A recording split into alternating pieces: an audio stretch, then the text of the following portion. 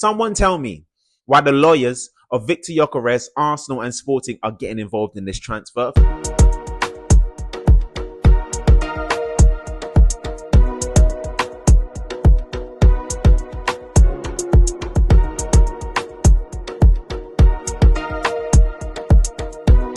Yes, people, them grand rising, and welcome back to the RASenal Transfer Center. Welcome back to RASenal TV. I hope you were all blessed and well. Make sure you hit that subscribe button if you are new. We are on the road to 500 subscribers. Make sure you smash a like on the video, as that helps me greatly. People, let's help this channel grow. RAS Nation. If you want to be a part of the RAS Nation, subscribe to the channel. The RAS Nation is going to start taking over the entire YouTube game. But let's get into this transfer business, because that's exactly what you are here for. Someone tell me why the lawyers of Victor Gyokeres, Arsenal and Sporting are getting involved in this transfer. Fabrizio Romano did report, and it's actually nothing to worry about. That, obviously, they just want to make sure that every minute detail is secured with the Victor Gyokeres transfer, and that no one, absolutely no one, is messing about, trying to penny pinch or this, that, and the other, blah.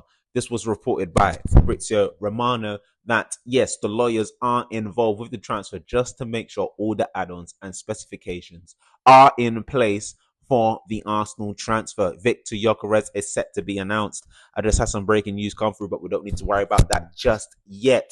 Now, the question is, when will Gyokeres be announced? Now, apparently, by Abola PT, this is a publication that comes from Portugal, that apparently Gyokeres could be announced today. I don't think we're getting a Gyokeres announcement today. We haven't even had Mosquera announced yet. So the Mosquera announcement is coming, as well as the Gyokeres one, but all in due time. Gyokeres will be an Arsenal player, and we can be absolutely happy about that. I don't know where that hiccup come from. Lord of mercy, but this is the gunman.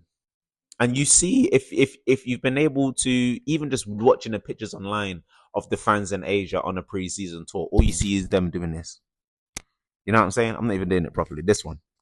That's all you see them doing, because they know we have a serious player incoming. And you know what's actually interesting as well? Sky Sports haven't really reported on the fact that Gyokeres and Arsenal, like, they've made this connection.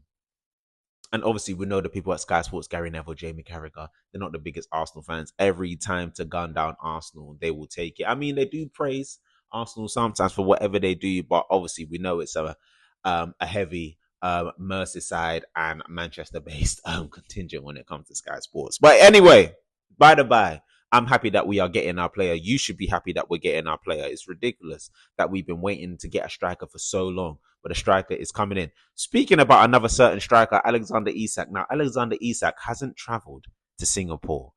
He will not be facing Arsenal on Sunday when we face them on our tour. Now, question. Is Isak's head really being turned that much? Is his head really being turned that much? Well, apparently, according to Fabrizio Romano, it's only a thigh injury, right? But I'm still asking a question. If we get the outgoings out that we need to, for example, and we still got some money left over, can we put in a cheeky bid for Isak? Just saying.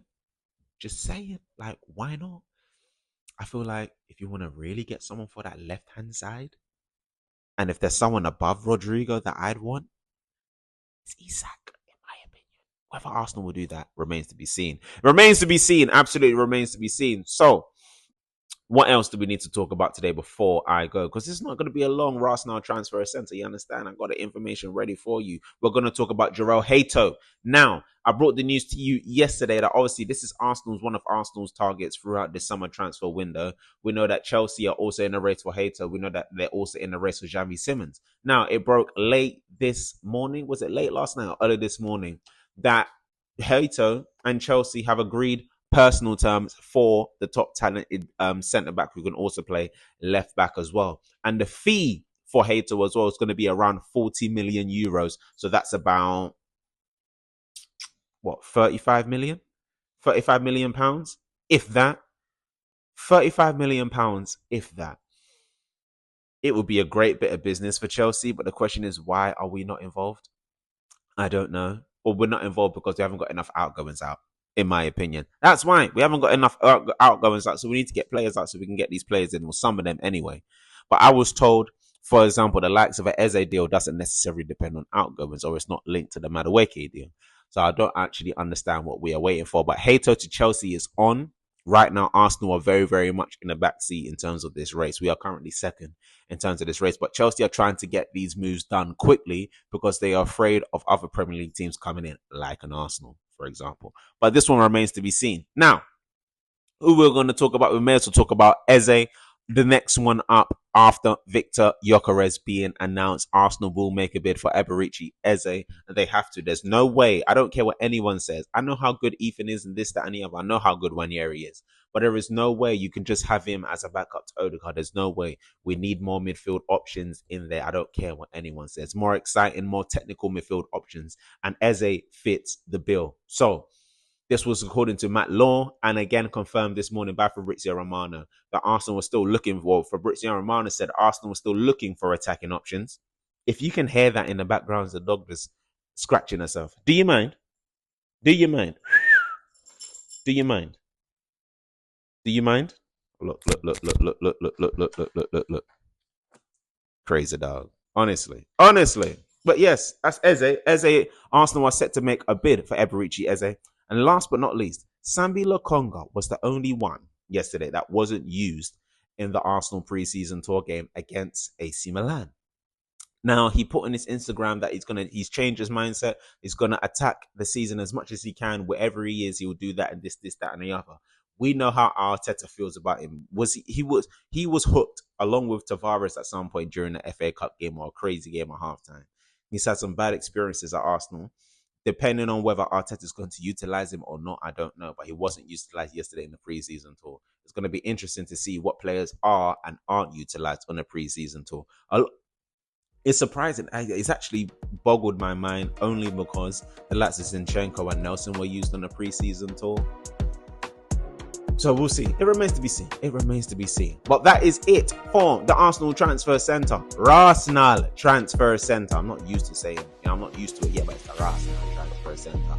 Make sure you subscribe to the video if you are new here, and make sure you like the page, like the video, as that really helps me a lot. Love and guidance, people. We'll be back tomorrow with another RASenal Transfer Centre. Love and guidance, people. Then. Peace.